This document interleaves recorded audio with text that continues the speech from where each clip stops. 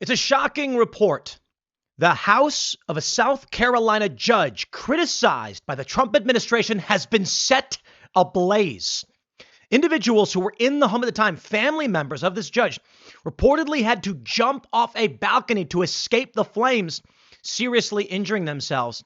The judge's husband had to be airlifted with serious injuries. Now, the first thing I will say is I pray for the family. I hope everyone's okay. This, I believe, was a Trump appointee. I could be wrong. But this judge had been criticized by the Trump admin because she had ruled against, there was a voting data action that was being taken. State judge said no. State Supreme Court said yes. Kind of end of story. Now, here's where it gets crazy. Liberals across social media are claiming this is retaliation for challenging Trump. As we know, the judges, many of them, are standing in Trump's way. The only issue? This headline is fake news. Set ablaze is not correct. We don't know exactly what happened. Additionally, this appears to be a vacation property. So why are Democrats and liberals running these headlines, which are psychotically irresponsible? Why is this filed under extremism? You get the point. The purpose of the corporate press is to foment the civil war. That's it. Look, everybody says, Tim, maybe you were right about all this. I was just reading The Hill, The Atlantic, The Independent, and Time.com. I largely just read the news all day and try to figure out what is or is not. I am not coming up with these ideas and just sitting here being like, I walked outside, went to the park, and now I think a civil war is happening or could happen. Time magazine is intentionally fanning the political flames. We have video of this, but first let me read the story for you from Time.com. And you're going to love this. The home of South Carolina Circuit Court Judge Diane Goodstein was set on fire after she had reportedly received death threats. Miranda Jeretnam is evil because here's the real story. About a month ago and in the past years, she has received some death threats. We don't know if the threats were particularly the ones recently. I believe it may have been more than one, but not very many. They may have been over the ruling against the Trump administration, and her home was not set on fire. State law enforcement is investigating the house fire on Edisto Beach, which began around 11:30 a.m. on Saturday, sources told local news outlet Fitz News. Goodstein was reportedly not at the home at the time of the fire, but at least 3 members of her family, including her husband, former Democrat State Senator Arnold Goodstein, and their son have been hospitalized with serious injuries. According to the St. Paul's Fire District, which responded to the scene, the occupants had been rescued via kayak. Law enforcement have not disclosed whether the fire is being investigated as an arson attack. They are currently, this is funny, they have not disclosed whether it's being investigated as an arson attack. This is the craziest article I've ever written. I'm sorry, that has ever been written. And I mean that facetiously. Quote, at this time, we do not know whether the fire was accidental or arson. Until that determination is made, law enforcement has alerted local law enforcement, so State Enforcement Division, to provide extra patrols and security. Adding the fire appeared to have been caused by an explosion. The 69-year-old judge had received death threats in the weeks leading up to the fire, multiple sources told Fitz News. Last month, Goodstein had temporarily blocked the state's election commission from releasing its voter files to the Department of Justice, a decision that was openly criticized by Harmeet Dillon, later reversed by the state Supreme Court. Do you even know about that? Was that even a political consideration for the average person? No. The DOJ had sought the information, including names, addresses, driver's license numbers, and social security numbers of over 3 million registered voters as part of Trump's March executive order restricting non-citizens from registering to vote. The Trump admin had sought to drastically reshape the election system in the name of election integrity. So we do have a video here. Take a look at this. Let's see if we can, we'll zoom in on this one. And this is pretty wild. And then we have some theories from some individuals. I don't think there is no sound. So you can see this appears to be a drone shot of a massive fire. This appears to be a vacation property on stilts. So for those that are familiar with the Carolinas, they have many of these vacation properties. And that fire is massive. The whole building. I mean, look at that.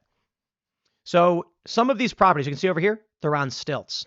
Basically what that means is the base support structure is exposed. And they do this because in these areas, you can see the water table is very high. So flooding Very likely. Thus, the homes are elevated, and then in the event that there's a storm surge, maybe 5-6 feet, it can withstand that. So there are some theories as to what really happened, my friends. And I got to tell you, if Time.com was responsible, you'd know it. But I'll tell you, because I am. First, it is possible this was an intentional fire. If it were the case, we don't know the motivation. Even when you get a terror attack, you don't know the motivations right away, depending on the attack. We get these mass shootings and we wonder who is the individual and why did they do it. Now, as for Chicago, where ICE was attacked by two times in one day, we know the motivation of this because ICE actually had a dossier, apparently, on one of the assailants. So we know that it was motivated by anti-ICE leftist rhetoric. First, we don't know what caused this fire. Second, apparently this is a vacation home, not the principal residence of the judge.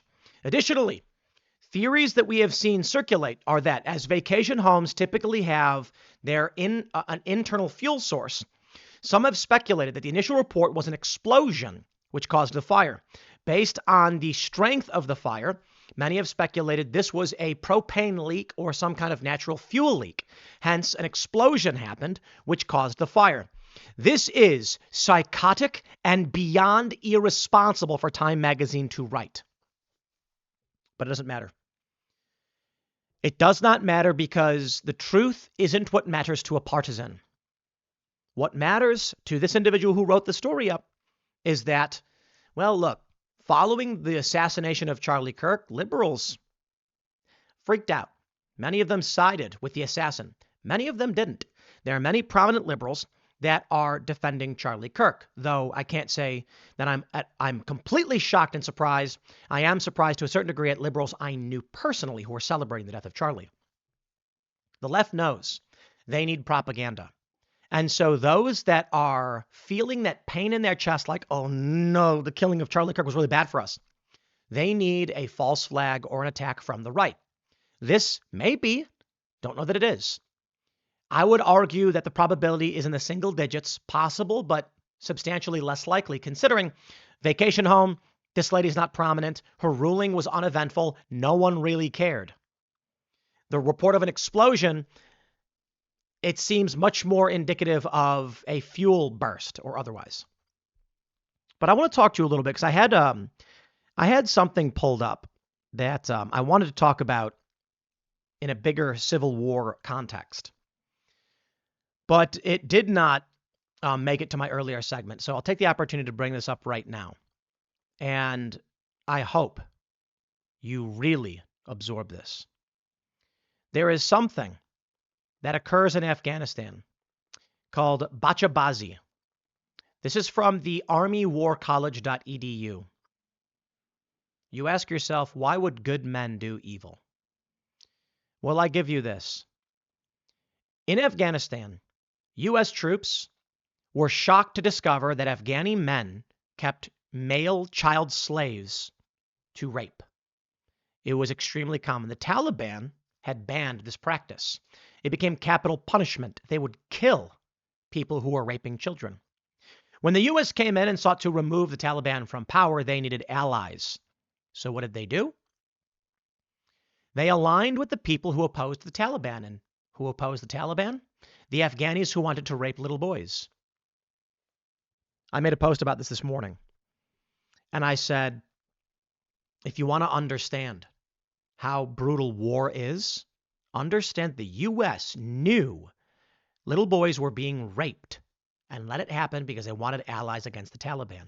Worse than that, U.S. troops stood by and let it happen. Yeah. I got a couple responses. One said because they would be UMCJ'd if they did anything to stop it. My response, I wonder what God will say to these men when they stand before him and he asks, why did you allow these men to rape these little boys and keep them as slaves? And they'll say, well, I was ordered to. I think that's the test, isn't it? The test of faith, the test of God. When God says there is and there is not, a way to live, when there is good and there is evil, and you say, we protected evil, he'll ask you why. For your eternal soul, why would you protect evil? Some responded saying these men will never see heaven because anybody who stood by and allowed this to happen will not be allowed. They will be condemned. I want to hear what you have to say about this. This is a very old story. We've known about this for some time. They write, based on interviews with the United Kingdom veterans, special commentary offers new interpretation of war trauma. Few studies investigate the emotion soldiers experience when witnessing child sexual assault. During the Afghan campaign, personnel witnessed acts of rape by allies in the Afghan security services on boys, usually excused as the local practice of bachabazi, and were directed not to intervene.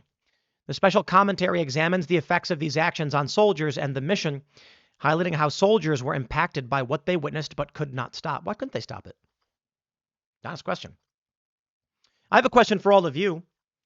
If you were standing out in the middle of the street, say you were walking to the grocery store to pick up some Butterfinger candy bars and those little jug juice with the foil that you'd bite and then drink. Remember those? Those were great, right? And you see a man about to rape a child. You are armed. What would you do? Now, here's the challenge. We don't want to advocate violence, never. But there is one circumstance in which we legally and lawfully protect acts of violence, and that is in the defense of others or yourself from great bodily harm or death. Now, here's the reality. The abuse of little boys in this degree can kill them. Seriously, it can kill them. Additionally, it is great bodily harm. In, I believe, most instances in the U.S., it is considered lawful self-defense to intervene and stop someone from doing this using force deemed necessary to stop it. Now, I don't know that it means that if you encounter this person, you immediately attack them. I think you say, back up now, back off, you call the police. And I think there are a lot of people that say they wouldn't hesitate, they would shoot the individual. But I think it's important to say lawful intervention is always preferred when possible. And if you can stop the act from happening, stop this person and hold them until law enforcement can apprehend them, have a trial, present evidence, that is the preferable outcome. But in the event you have no choice and someone is about to rape a child right before your eyes and they are threatening great bodily harm and death on the child, I believe the law it says you can defend that child. What does this mean for our troops? I recommend you guys read this from the Army War College. I'm not going to read through the whole thing, but it talks about how there was one instance where soldiers were killed. Let me see if I can pull this one up. I believe it was Marines. Here we go. In August of 2012, the year of our Lord, 4 Marines were shot in the base gym by a boy who had been a bacha for the Afghan National Police commander. During the trial of the perpetrator, there was little mention of bachabazi, and the boy was referred to as a radicalized individual. In fact, they believe this child shot the Marines who were protecting the Afghan National Police that were raping him. And he wanted it to stop. I bring this up not to change the subject on the segment or anything like that, but you need to understand what it means when you get involved in war. You need to understand the depths of depravity that political factions will go to gain power. And I need you to ask yourself how it is that this country got to the point in its moral framework where not only would Marines stand by and protect child rapists, but the chain of command would as well. How did we get to that point? You know it's tough to be placed in a situation where everyone around you is telling you they'll destroy you and your life and put your family at risk if you dare speak out against this. But there's a line, isn't it? Isn't there? I mean, if at the bare minimum, the troops that said, you cannot put me in that situation, you will regret it. I got to tell you, if it were me. Were I in a position where I was told, you will allow this to happen, you will not intervene, my response would be, if you put me in a situation where I have to stand back while a man rapes a male child slave, I will shoot that man. So your choice is to not put me in that position or put me in the position and have a dead Afghan national police officer. If our military is so depraved, and it appears they are, then what are we preserving? I bring this up not to go into great detail over the morality of man in terms of these particulars, or to ask you what you would do necessarily. My point is, as Time Magazine lies to fan the flames, as we head in this direction, I ask you, what do you think would happen?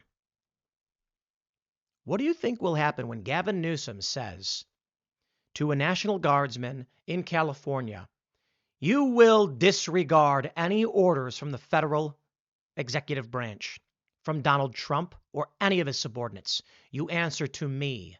Otherwise, we will arrest you. You think these guys are going to just be like, no, for I stand for honor, virtue, and loyalty? Or do you think they will drop to their knees and say, I will do anything you say? You explain to me why American troops, going back only a few years, many of whom witnessed it, are still alive and know it happens. Why did these men do nothing? How is it possible? You say, but the chain of command made them do it. They told them they had to.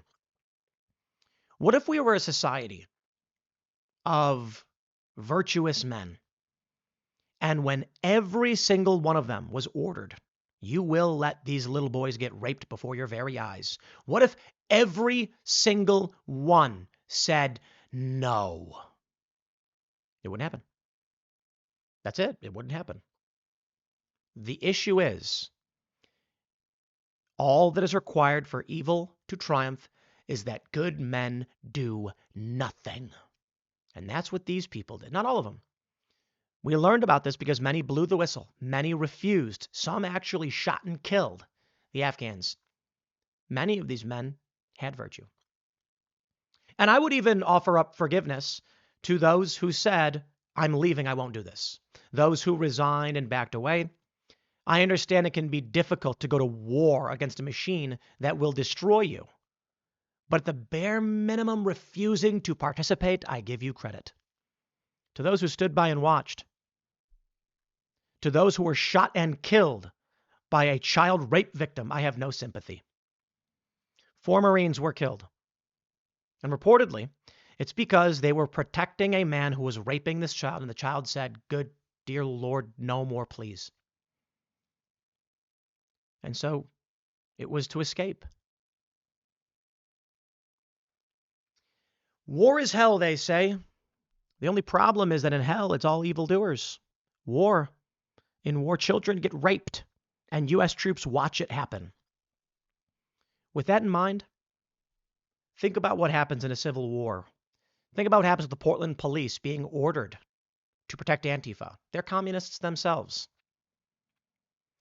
Michael Malice says that there is no order so depraved that a police officer would not follow it, up to and including the murder of children.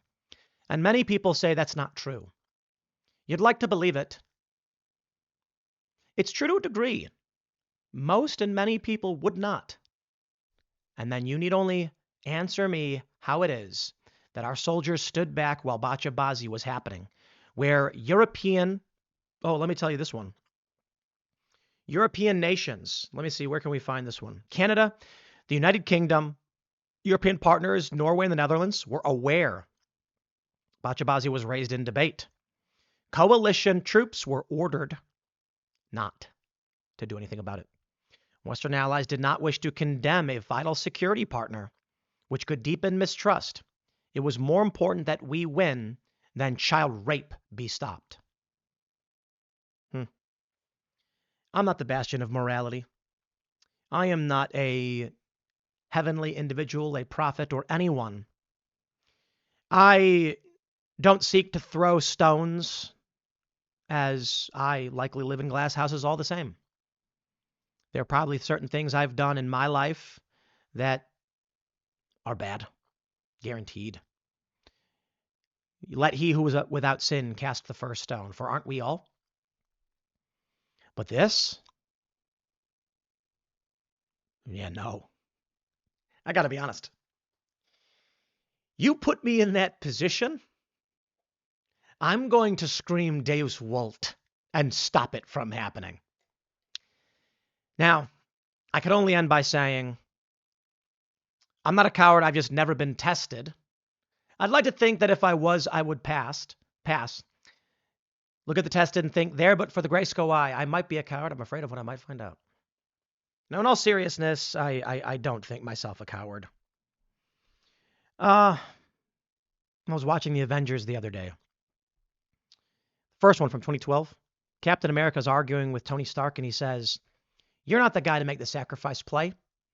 To lay down on the wire and let someone crawl over you." And Tony says, "I think I just cut the wire." And that's an interesting debate. Sometimes the answer isn't always to throw yourselves, onto the wire so that someone can crawl over you when you can cut it. I think there's a middle ground, though. So maybe it's big of me to say I would do better than these guys. Maybe I wouldn't. I'd like to believe it, though. And I'd like to encourage others to refuse to follow these orders, to allow this kind of thing to happen. But I digress. The principal story here and the lesson.